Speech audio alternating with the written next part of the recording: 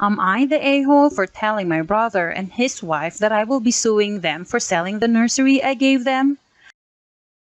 Am I the a-hole for canceling significant other birthday plans after finding out I was not invited?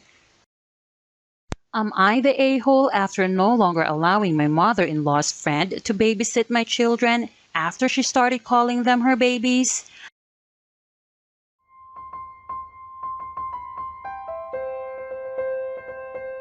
Am I the a-hole for telling my brother and his wife that I will be suing them for selling the nursery I gave them?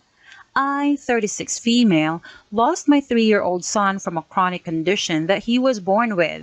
I struggled a lot with his illness and received a lot of support from my family when my ex-husband was too busy with work than care for his son. When my brother and his wife found out they were expecting, they suffered from a miscarriage after a miscarriage, and because of their financial situation, I decided to lend my son's nursery to use for their baby. Under the condition, they give it back when they no longer need it.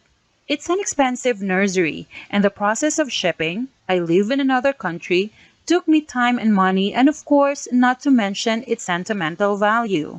They were so grateful for my help and appreciated it a lot, but my sister-in-law unfortunately lost her baby at 5 months in the pregnancy, and I heard from my mother since my brother and sister-in-law went low contact with everyone to be able to grieve. I waited few months before asking for the nursery back, since they no longer need it. I called and asked my brother to send it back despite how cruel I sounded, but I just had to get it back because I was shocked after my brother said they sold it. All of it. Every single piece. I asked why, and he said his wife was depressed and he needed money to take her on a vacation a month ago. I lost my temper and started screaming at him on the phone, reminding him that this belonged to my son and only for them to borrow, not to sell. He apologized and asked me to be understanding of his wife's position as a grieving mother myself. I said no, they should have considered how selling my son's nursery would affect me as a grieving mother, and he replied that he didn't think I was being fair to scream at him to help his wife through these hard times. I told him that it's not my problem and that I will be suing them both over the nursery and for every penny he made out of selling it. He called me nuts and hung up, then called my parents. They tried to get involved after I threatened to sue and called me callous and unhinged for threatening my brother and sister-in-law with court, and told me to let it go. I don't need the nursery and it's not worth causing permanent damage in my relationship with my brother over a few pieces of furniture. My ex-husband blamed me, saying it was my fault for giving the nursery to my brother, but I just wanted to help. He keeps pushing for the idea to sue, but my parents are telling me not to. Am I the a-hole for wanting to sue them for the nursery that cost us nearly over $4,000? Just to explain something, my ex-husband gets a say because he paid for the nursery as well, and he keeps pushing me to sue and told me he'll do it if I choose to back down. He keeps saying it's my fault for letting my brother have the nursery in the first place and is very upset with me about it. Am I the a-hole for canceling significant other birthday plans after finding out I was not invited? Let me start the post off by saying my 21 female, significant other 22 male love language is gift giving. He loved to shop for people. He loves to give gifts, especially extravagant ones. For example, over the 3 years we've been together, he's given me a car, 3 dogs, a new phone, and many more smaller items. I, on the other hand, struggle with gift giving, especially for him. He is the person if he wants it, he will buy it for himself. 2 different times I had purchased him a gift. Before the holiday rolled around, he had went and purchased the exact same thing for himself. So finding something he both likes and he doesn't already have is a struggle.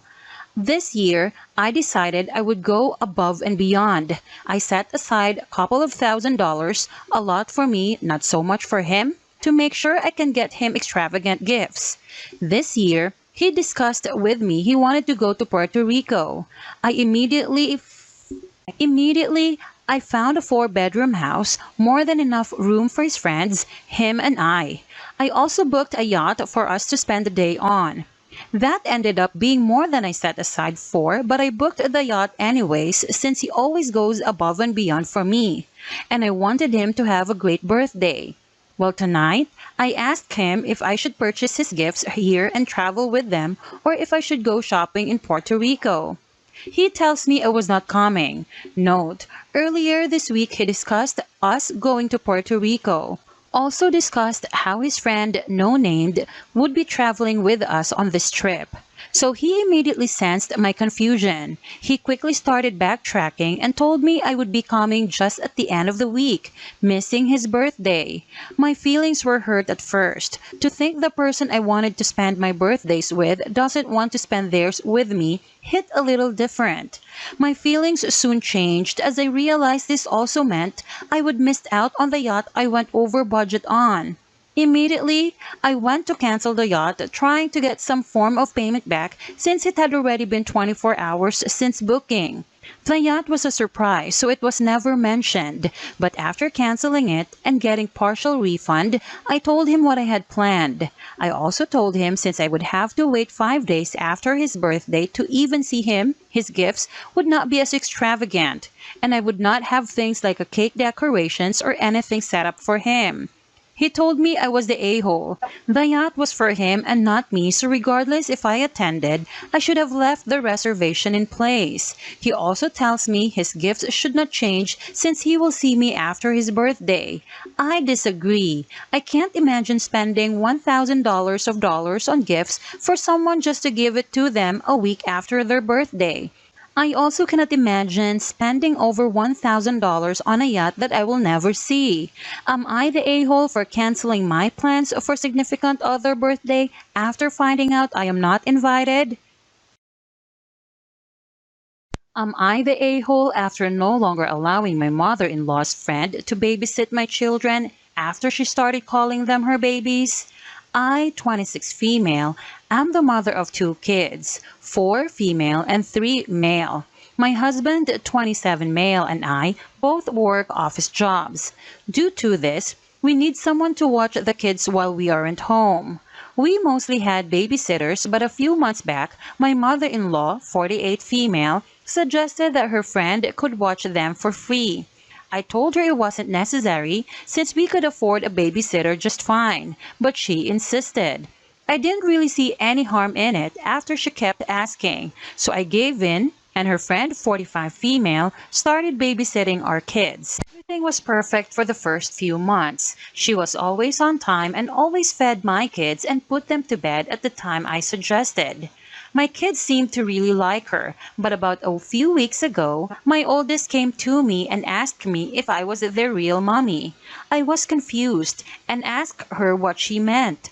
Well, turns out, mother-in-law's friend had been telling my kids that they were her babies, and when they protested saying they weren't, she would yell at them, saying that I was just their moneymaker and that she was their real mommy. I told my husband about this, and he hired a babysitter on the spot. Then me and him called mother-in-law and told her about the situation. We told her that we weren't going to have her friend over anymore because it made us uncomfortable. We even told her what my kid had told me. Well, mother-in-law didn't take it well. Over the phone, she started screaming, saying that, quote unquote, my friend doesn't have any kids or grandchildren, so your kids are the closest things she's had to it, and you're going to take that away from her? My husband and I tried to calm her down, but after a bit, we just hung up. I received a photo of mother-in-law friend crying on mother-in-law couch later that night. I feel horrible for making her upset, but I don't like how she was telling my kids these things. I understand that she doesn't have kids, but that doesn't excuse her behavior. But for my peace of mind, am I the a-hole?